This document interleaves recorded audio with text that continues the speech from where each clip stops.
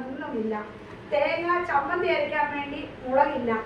പഴയകാല ജീവിതത്തെക്കുറിച്ച് എന്നോട് പറഞ്ഞതാണ്. അപ്പോഴും ഈ മകള് മുട്ടുമ്മയിൽ നിന്ന് പ്രാർത്ഥിക്കും. ഈ പെൺമക്കൾ ഉറങ്ങുമ്പോൾ മുട്ടുമ്മയിൽ നിന്ന് ഈ അമ്മ പ്രാർത്ഥിക്കും. ഈ പ്രാർത്ഥിച്ച് മക്കൾ പറയും, അമ്മയ്ക്ക് ഒന്നും കഴിക്കാനുമില്ല, അമ്മ ഈ രാവെളുക്കോളം മുട്ടുമ്മയിൽ നിന്ന് അമ്മയ്ക്ക് ക്ഷീണമല്ലേ അമ്മേ, മക്കൾ പറയും.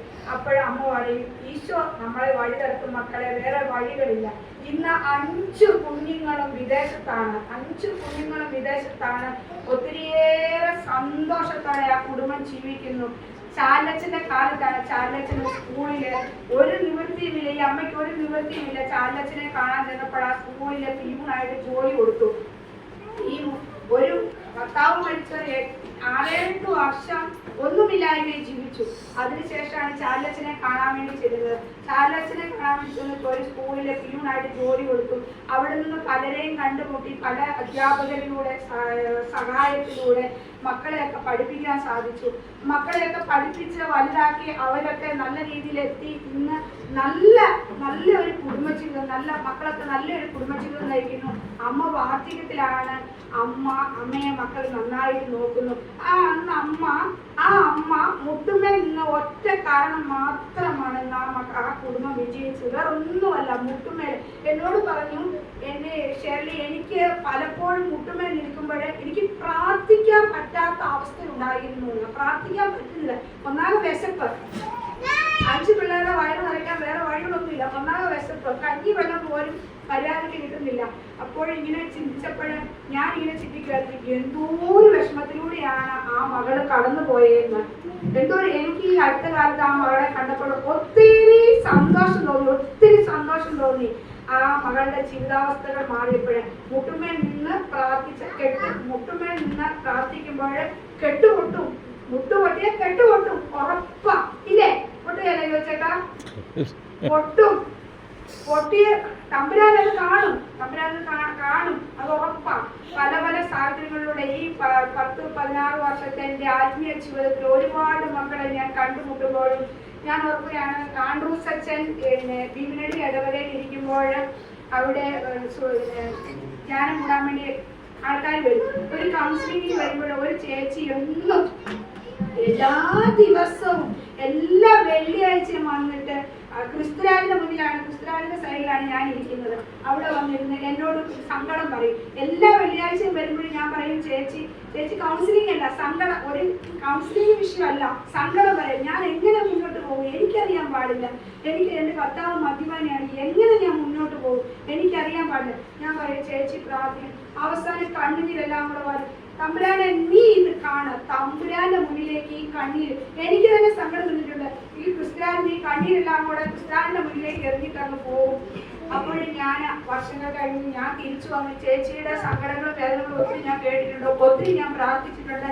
ഞാൻ തിരിച്ചു വന്ന് ഞാനൊരു മനുഷ്യന് കല്യാണത്തിന് പങ്കെടുക്കാൻ വേണ്ടി പോകുമ്പോൾ ഞാൻ നോക്കുമ്പോൾ ആ കല്യാണത്തിന് പിതാവാണ്, ലോറൻസ് പിതാവാണ് ആസ്വദിക്കാൻ വരുന്നത്. ഈ കല്യാണം ആസ്വദിക്കാൻ വരുന്നത് ലോറൻസ് പിതാവ്. ഞാൻ പിതാക്കന്മാർ വന്ന് കല്യാണം നടത്തുന്ന ഏതാ പോലും അറിയത്തില്ല. നമ്മളത് മനുഷ്യനാണല്ലോ, നമ്മൾ കുറച്ച് വ്യക്തതയുണ്ടല്ലോ. ഞാനിങ്ങനെ ചിന്തിച്ചു നോക്കി, ഇതെന്താണ് എന്നിങ്ങനെ ചിന്തിച്ചു നോക്കി. ഞാൻ നോക്കുമ്പോൾ ഈ ചേച്ചിയും ചേച്ചിയുടെ ഭർത്താവും മക്കളും എല്ലാം അണിഞ്ഞൊരുങ്ങി വരുന്നു. പിതാവ് വിവാഹം ആസ്വദിക്കാൻ വേണ്ടി മധുബാനിലേക്ക് വരുന്നു. ഞാനിതൊക്കെ കണ്ടിട്ട് ഇത് ഡിസ്റ്റേജ് അല്ലേ, ഞാൻ അറിയാതെ പറഞ്ഞു പോവാണ്. ചേച്ചിയല്ലേ, ഞാൻ ഡിസ്റ്റീന്നല്ല പേരങ്ങനെ പറഞ്ഞോളൂ, ഇത് ഡിസ്റ്റേജ് അല്ലേ. ഞാൻ പിന്നെ കണ്ണടച്ച് തുറന്നു നോക്കി കഴിഞ്ഞ് പിന്നെ ഇതൊക്കെ കഴിഞ്ഞ് ഞാൻ അവിടെ ആദ്യത്തെ കല്യാണത്തിന് പോയ ഞാനാണ്. രണ്ടാമത്തെ കല്യാണം ഇതെല്ലാം കൂടെ ഒന്ന് കണ്ട് മനസ്സിലാക്കി. ഞാൻ ചേച്ചിയോട് പിന്നെ സംസാരിച്ചപ്പോൾ ചേച്ചി എന്നോട് പറഞ്ഞ് പിന്നെ കിട്ടിയ വഴിത്തിരിവുകള്, ഈ ചേച്ചിയുടെ കണ്ണീരിനുത്തരം പിന്നെ കിട്ടിയ വഴിത്തിരിവുകള്, കുഞ്ഞുങ്ങളൊക്കെ നല്ല ഒരു മേഖലയിലേക്ക്, നല്ലൊരു ജീവിത സാഹചര്യങ്ങളിലേക്ക് മക്കളൊക്കെ കടന്നുപോയി. 3 കുഞ്ഞുങ്ങൾ, നല്ല മിടുക്കന്മാര് കുഞ്ഞുങ്ങള്. ഒത്തിരി പാവപ്പെട്ട മക്കളെ ഇപ്പൊ സഹായിക്കുന്നു, ഒത്തിരിയേറെ സൽപ്രവൃത്തികൾ ചെയ്യുന്നു. നല്ല കുഞ്ഞുങ്ങളായ കുഞ്ഞുങ്ങൾ വളർന്നു. ഈ കണ്ണീർ പുത്ര എവിടെയാ? ക്രിസ്ത്യാനി കൊടുത്തു. ഞാൻ വിശ്വസിക്കുന്നു, ക്രിസ്ത്യാനി പിതാവിന്റെ പുത്ര ഞങ്ങളെ അനുഗ്രഹിക്കണമേ. ക്രിസ്തുരാജ പിതാവിന്റെ പുത്ര ലോകത്തെ അനുഗ്രഹിക്കണമേ. ക്രിസ്തുരാജ പിതാവിന്റെ പുത്ര ലോകത്തെ അനുഗ്രഹിക്കണമേ. ദേശത്തെ അനുഗ്രഹിക്കണമേ. ക്രിസ്തുരാജ പിതാവിന്റെ പുത്ര ഇടവകയെ അനുഗ്രഹിക്കണമേ. നമ്മൾ പ്രാർത്ഥിക്കണം. നമ്മൾ അന്നത്തെ ആ പ്രാർത്ഥനയ്ക്ക് ഉള്ള ഉത്തരം ആ ചേച്ചിക്ക് അവിടുന്ന് കൊടുക്കുകയാണ്. ഇങ്ങനെയാണ് ഓരോ വ്യക്തികളുടെ ജീവിതത്തിൽ വലിയ അനുഗ്രഹത്തിലേക്ക് മാറുന്ന നിമിഷങ്ങൾ നമ്മുടെ ജീവിതത്തിൽ നമുക്ക് കാണാൻ സാധിക്കും. സ്നേഹത്തിന്റെയും ഐക്യത്തിന്റെയും ആത്മാവിനെ ഒരു കുടുംബ ജീവിതത്തില് ഒരു സാഹചര്യത്തില് വിജയം നമുക്ക് കിട്ടണമെങ്കിൽ സ്നേഹത്തിന്റെയും ഐക്യത്തിന്റെയും ആത്മാവിനെ നമ്മളിലേക്ക് ദൈവം അയക്കണം. ആ സ്നേഹത്തിന്റെയും ഐക്യത്തിന്റെയും ആത്മാവിന് വേണ്ടി നമ്മൾ ദാഹിച്ച് പ്രാർത്ഥിക്കണം. സ്നേഹവും ഐക്യവും ഉള്ളിടത്തെ നമുക്ക് ഒന്നിച്ചു നിന്ന് പ്രാർത്ഥിക്കുവാനും ഒന്നിച്ച് കൃപയിൽ നിറയുവാനും അത് മറ്റുള്ളവരിലേക്ക് നിറഞ്ഞാലേ കവിഞ്ഞു കൊടുക്കാൻ പറ്റുള്ളൂ, പകർന്നു കൊടുക്കാനും നമുക്ക് സാധിക്കുകയുള്ളൂ. ഞാൻ നിങ്ങളോട് പറയുകയല്ല, എനിക്ക് ഏറ്റവും ഒരു സാക്ഷ്യമാണ്. ഈ ടോമിച്ചേട്ടനെ തിരിച്ച് ഞാൻ വന്നപ്പോൾ ഈ ടോമിച്ചേട്ടൻ എന്നോട് പറഞ്ഞു, നീ ഒരു ദേശമല്ല പല ദേശവും കാണാൻ പോകുന്നു. അപ്പോഴ് പല ദേശവും ഇനി കാണാൻ പോകുന്നു എന്നോട് പറഞ്ഞു. ഞാൻ തിരിച്ചു വന്നിട്ട് ഏതാണ്ട് 8-9 മാസമായതേ ഉള്ളൂ. അപ്പോഴ് എന്നോട് പറഞ്ഞു, നീ പല ദേശവും കാണാൻ പോകും, പല ദേശത്ത് നീ ശുശ്രൂഷ ചെയ്യാൻ പോകുന്നു. അപ്പോഴ് ദൈവഹിതം നിറവേറട്ടെ. ഞാൻ ചിരിച്ചുകൊണ്ട് എനിക്ക് എല്ലാത്തിനും ഒരു ഉത്തരവുണ്ട്, ഒരു തമാശയായിട്ട് എടുക്കുകയാണ്. ദൈവഹിതം നിറവേറട്ടെ രോമിച്ചേട്ടാ, അതെങ്കിലും അത് അങ്ങനെ ആവട്ടെ എന്ന് പറഞ്ഞു. പക്ഷെ ഞാൻ മനസ്സിലൊരു കാര്യം പറഞ്ഞു, ഞാനിപ്പോൾ വീട്ടിൽ നിന്നൊക്കെ മാറിപ്പോയിട്ട് ഒത്തിരി വർഷങ്ങളായി. അപ്പം തിരിച്ചു വന്നു. വീട് സാഹചര്യങ്ങള്, ഭർത്താവ് സാഹചര്യങ്ങള്, അമ്മച്ചിമാരുണ്ട്. അപ്പോഴ അങ്ങനെയുള്ള കാര്യങ്ങളൊക്കെ ഉണ്ട്. മാതാപിതാക്കളെയൊക്കെ നോക്കി ഒന്ന് ശാന്തമായി എനിക്ക് ജീവിക്കണം. ഇതാണ് ഞാൻ ആഗ്രഹിക്കുന്നത്. കർത്താവിന് ഇതൊക്കെ അറിയാലോ. ഞാൻ അൾത്താരയിൽ നിന്ന് സമർപ്പിച്ച് ക്രിസ്തുരാജ പിതാവിന്റെ പുത്ര എന്നെ നീ നയിക്കണമേ. ക്രിസ്തുരാജന്റെ ദേവാലയമാണ് എൻ്റെ ദേവാലയം. പിതാവ് പുത്ര എന്നെ നയിക്കണമേ എന്ന് ഞാൻ പറയാറുണ്ട്. ചോദിച്ചാൽ ഇങ്ങനെ പറഞ്ഞു. കഴിഞ്ഞ ആഴ്ചയില് ഞാൻ അച്ഛനോട് പറഞ്ഞു, അച്ഛ എനിക്ക് പുറത്തേക്ക് പോകാൻ ഇങ്ങനെ ഒരു ചാൻസ് ആഗ്രഹിക്കുന്നു എന്ന് തോന്നുന്നു, എന്നാ ചെയ്യേണ്ടത് എനിക്കറിയില്ല. ഷേർലി പോണോന്ന് എന്നോട് ചോദിച്ചു. നമുക്ക് ദൈവം ആഗ്രഹിക്കുന്നതിൽ പോകാം, അച്ഛൻ നീ പോയിട്ട് വരാൻ പറഞ്ഞു. എനിക്കിപ്പോ വിസ കിട്ടി ഇരിക്കുക. ഈ 21-ന് ഞാൻ വീണ്ടും പോവുകയാണ്. നീ പോകാൻ അച്ഛനോട് പറഞ്ഞു. അപ്പൊ അച്ഛന് പറയുന്ന വാക്കുകളുടെ ആ ദൈവ സാമീപ്യത്തില്, ദൈവ സാന്നിധ്യത്തില്, ദൈവകൃപയിൽ നിറഞ്ഞിരിക്കുന്ന ഒരു വ്യക്തി ആയതുകൊണ്ടല്ലേ നീ പോയിട്ട് വാ, നീ പോകാൻ ആഗ്രഹിക്കുന്ന പോക, നീ പല ദേശത്തും കടന്നുചെല്ല എന്ന് പറഞ്ഞപ്പോൾ ഞാനിങ്ങനെ ഒരു കുഞ്ഞു കൊച്ചിനെ പോലെ നിങ്ങളൊക്കെ വിചാരിക്കും അതെന്നാണ് ചേച്ചി ഇങ്ങനെ പറയുന്ന അല്ലെ എന്നാ. ഞാൻ ആൺകുസത്തിന്റെ അടുത്ത് എപ്പോഴും ഒരു കുഞ്ഞു പൈതലിനെ പോലെ അച്ഛനെ ഇപ്പം ഇത്രയും വർഷങ്ങൾ എനിക്കറിയാലോ. അച്ഛൻ്റെ വികാരി അച്ഛനായിരുന്നു. ഒരു കുഞ്ഞു പൈതലിനെ പോലെ അച്ഛൻ്റെ അടുത്ത് ചാരി നിന്ന്, അല്ലെങ്കിൽ അങ്ങനെ ചേർന്ന് നിന്ന്, ചാരി നിൽക്കുകയല്ല, ഇങ്ങനെ ചേർന്ന് നിന്ന്, വാക്കിനെങ്കിലും പിടിച്ചേക്കല്ലേ, ചേർന്ന് നിന്ന് ഇങ്ങനെ ഞാൻ പറയും, അച്ഛ എന്റെ കാര്യങ്ങളൊക്കെ ഇങ്ങനെയാണ്. അപ്പൊ അച്ഛൻ എനിക്ക് അതിനെ കുറിച്ച് എന്നോട് പറയും, ഇങ്ങനെ ചെയ്യ, അല്ലെങ്കിൽ ഇങ്ങനെയാണ് കാര്യങ്ങൾ എന്ന് പറയും. ആ പറയുന്ന കാര്യങ്ങൾ എനിക്കത് കറക്റ്റായിട്ട് അല്ലെങ്കിൽ ചോദിച്ചില്ല, കഴിഞ്ഞ ബുധനാഴ്ച 1-ാം തീയതി അല്ലേ, 7-ാം തീയതി 7-ാം തീയതി ഞാൻ ഇവിടെ വന്നു പോകുമ്പോൾ അച്ഛൻ്റെ അടുത്ത് വളരെ തിരക്കാണ്. അച്ഛൻ്റെ അടുത്ത് ഞാൻ കൈവെപ്പിന് വേണ്ടി കയറി ചെന്നിട്ട് തിരിച്ചു പറഞ്ഞു, അച്ഛ ഇങ്ങനെ വരുന്നുണ്ട്, എന്നാ ചെയ്യട്ടെ, പോയിട്ട് വാ. അപ്പോഴെനിക്ക് ഞാൻ ഇവിടെ ഓടിയെത്തിയത് ഈ സാക്ഷ്യം കൂടെ എനിക്ക് പറയാൻ വേണ്ടിയാണ്.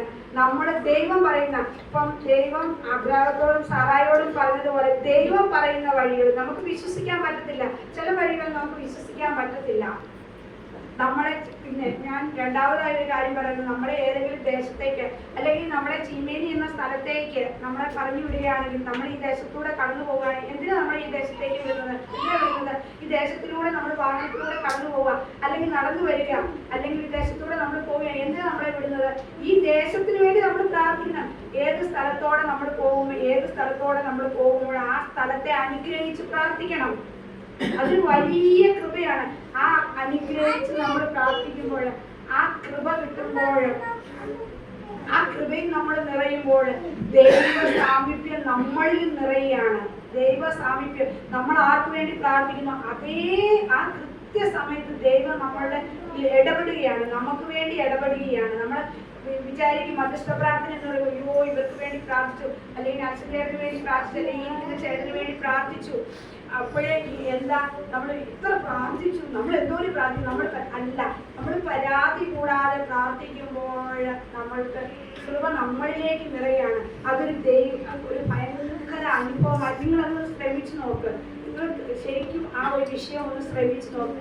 നമ്മൾ ആർക്ക് വേണ്ടി പ്രാർത്ഥിക്കുന്നു, ആ മധ്യസ്ഥം പ്രാർത്ഥിക്കുന്നു, ആ കൃപ നമ്മളിലേക്ക് ഇങ്ങനെ കടന്നു പിന്നീട് നമ്മുടെ കുടുംബങ്ങള്, നമ്മുടെ മക്കള്, നമ്മുടെ മാതാപിതാക്കള്, നമ്മളായിരിക്കുന്ന അവസ്ഥയിൽ ദൈവം പറയുന്നത് പോലെ നമ്മൾ കേൾക്കണം. നമ്മൾ പറയുന്ന പോലെ അല്ല. ചില സന്ദർഭങ്ങളിൽ ഞാനും ദൈവം പറയുന്നല്ല, ഞങ്ങളത് പറയട്ടെ, ഞാൻ പറയുന്നത് കേൾക്കട്ടെ, അല്ലെങ്കിൽ ഞാൻ ഈ വഴിയാ പോകുന്നത്, അത് ശരിയാകത്തില്ല. അത് ശരിയാകുകയല്ല. ദൈവം പറയുന്ന വഴികളിൽ നമ്മൾ കേൾക്കണം. നീ സാറായേ അബ്രഹാം വിളിക്കുകയായിരുന്നു, വേണ്ട നീ സാറ എന്ന് വിളിച്ചാൽ മതി എന്ന് ദൈവം പറഞ്ഞു. ആ സാറാ മതി. പീഠത്തിനരികിൽ നിന്ന് പ്രാർത്ഥിക്കുക. നമ്മളെപ്പോഴും